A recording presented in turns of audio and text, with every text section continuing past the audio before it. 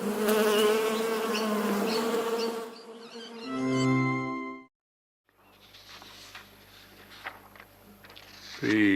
Honorable Prime Minister, and then we'll call Sharad Rao ji. आदरणीय सभापति जी,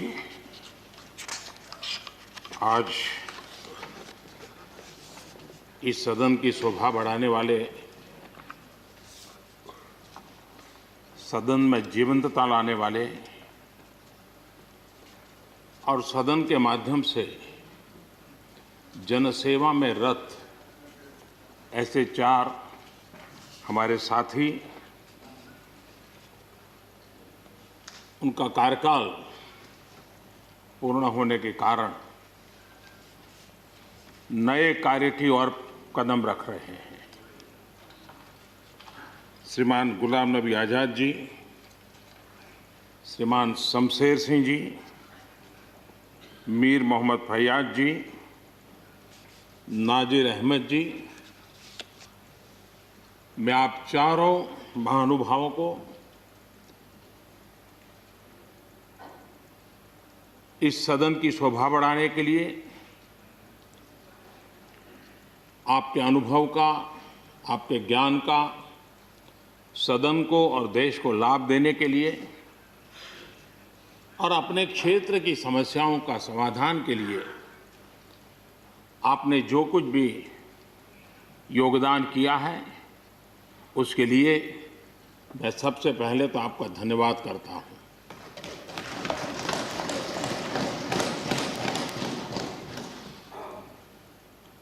मीर मोहम्मद जी और नाजिर अहमद जी, ये दोनों ऐसे साथी,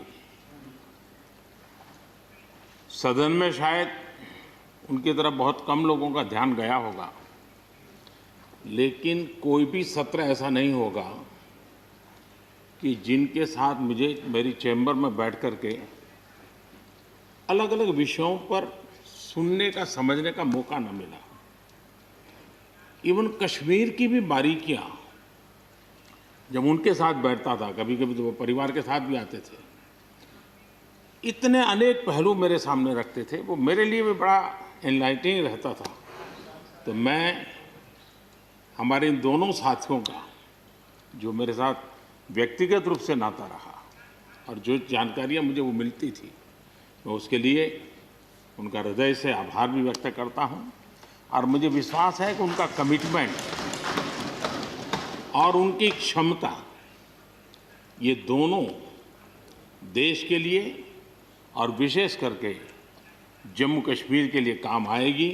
देश की एकता, देश के सुख शांति वैभव को बढ़ाने में काम आएगी, जब मुझे पूरा विश्वास है। हमारे एक साथी शमशेर सिंह जी, अब तो याद भी नहीं रहा कितने सालों से मैं उनके साथ काम करता रहा हूं, क्योंकि मैं संगठन की दुनिया में का इंसान रहा, इसी क्षेत्र में मैं काम करता था। कई वर्षों तक जम्मू कश्मीर में भी काम करने का मौका मिला। तो मेरे साथी कार्यकर्ता के रूप में कभी एक स्कूटर पर ट्रैवल करने का मौका मिलता था। बहुत छोटी आयु में जो इमरजेंसी में जेल में गए, उसमें शमशेर सिंह जी थे। और इस सदन में शमशेर सिंह जी की उपस्थिति 96% है। ये अपने आप में, यानी जो दायित्व जनता ने उनको दिया, उसको बिल्कुल 100% निभाने का प्रयास। मृदुभाषी हैं, सरल हैं, और मुझे विश्वास है कि जम्मू कश्मीर से रिटायर होने वाले चारे आदरणीय सदस्यों के लिए उनके जीवन का यह कार्यकाल सबसे उत्तम कार्यकाल है, क्योंकि इतिहास ने एक नई करवट बदली है और जिसके वो साक्षी बने हैं, सहयात्री बने हैं। ये उनके जीवन की बहुत बड़ी घटना है। श्रीमान गुलाम नबी जी, मुझे चिंता इस बात की है कि गुलाम नबी जी के बाद इस पद को जो संभालेंगे उनको गुलाम नबी जी से मैच करने में बहुत दिक्कत पड़ेगी।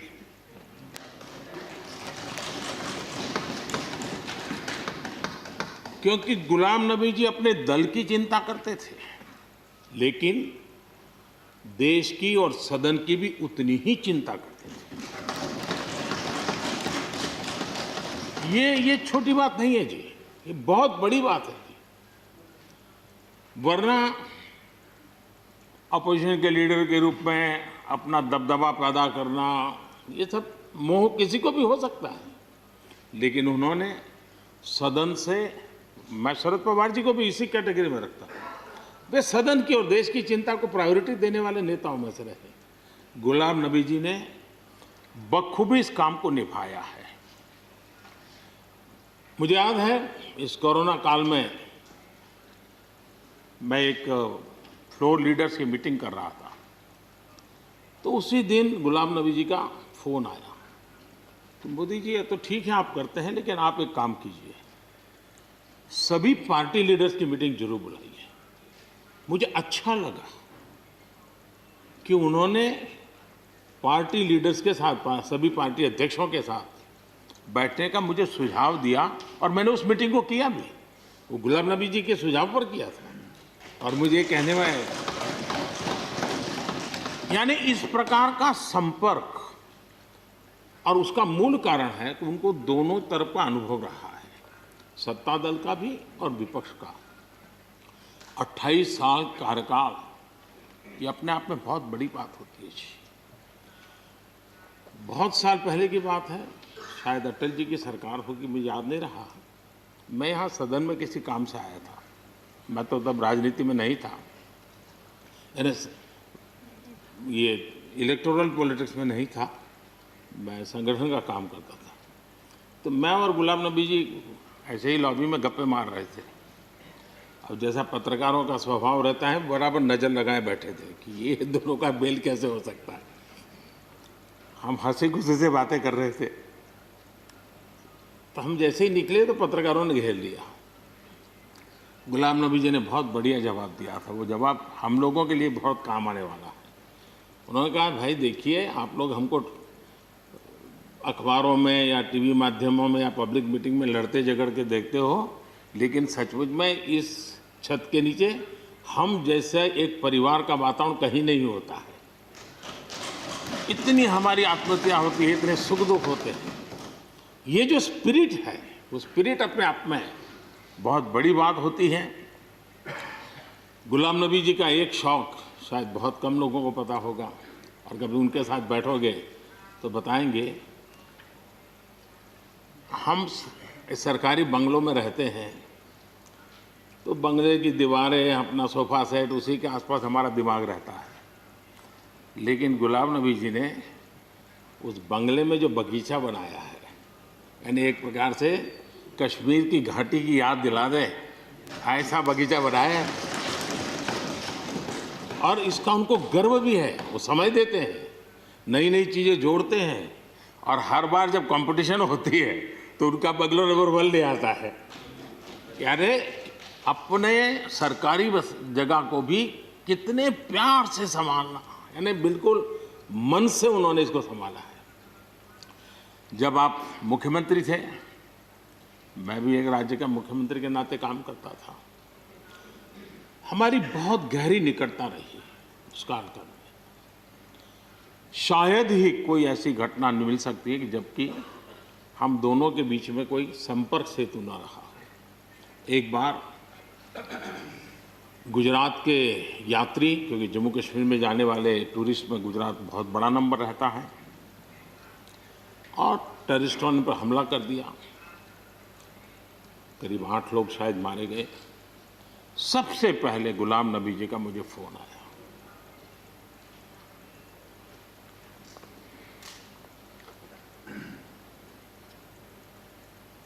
और वो फोन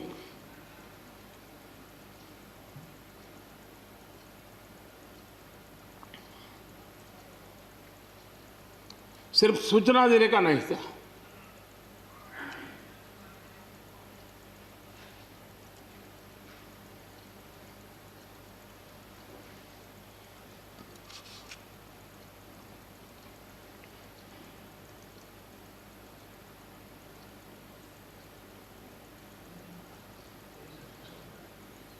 उनके आंसू रुक नहीं रहे थे। फोन पे उस समय प्रणब मुखर्जी साहब डिफेंस मिनिस्टर थे।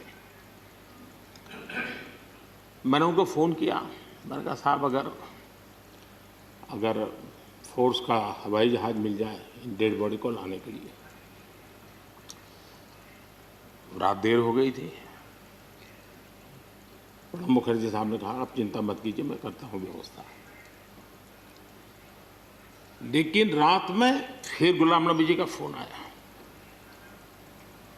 वे एयरपोर्ट थे।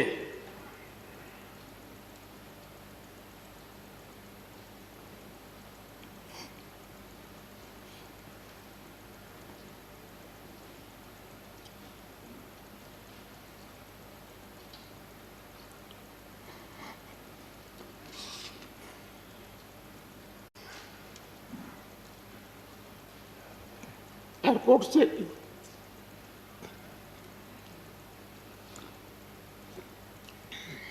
उन्होंने मुझे फोन किया और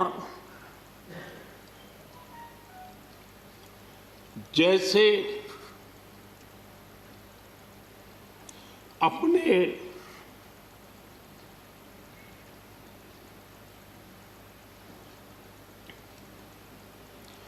परिवार के सदस्य की चिंता करें,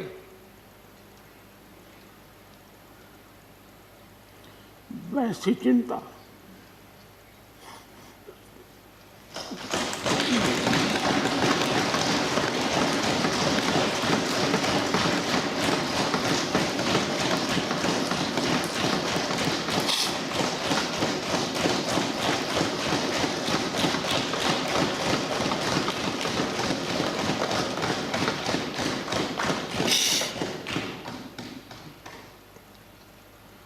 पद, सत्ता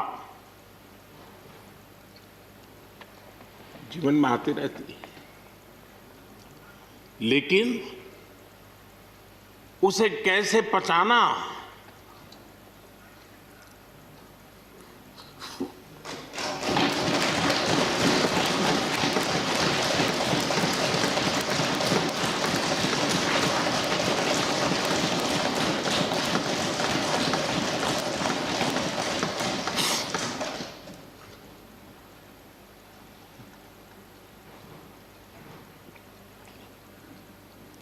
मेरे लिए बड़ा भावुक पल था।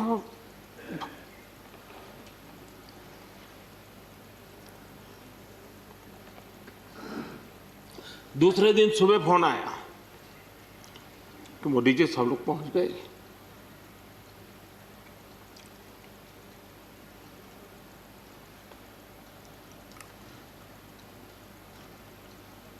इसलिए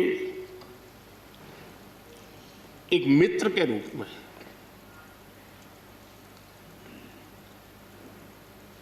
गुलाम नबी जी को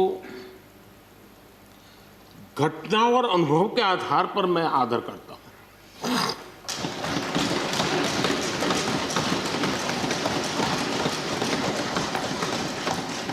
और मुझे पूरा विश्वास है कि उनकी सौम्यता, उनकी नम्रता, इस देश के लिए कुछ कर गुजरने की उनकी कामना, वो कभी उनको चैन से बैठने नहीं देगी।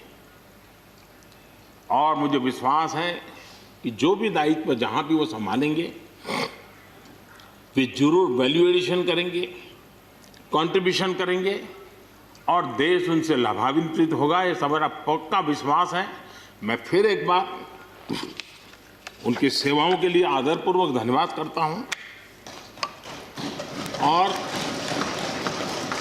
व्यक्तिगत रूप से भी मेरा उनसे आग्रह रहेगा कि मन से मत मानो कि अब आप इस सदन में नहीं हो।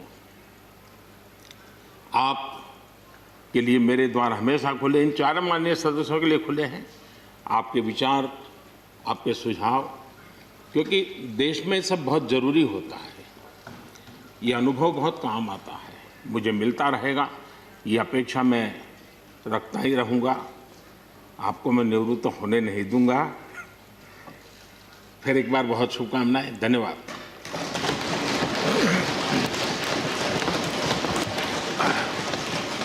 धन्यवाद प्रधानमंत्री जी। श्री शरद पवार जी।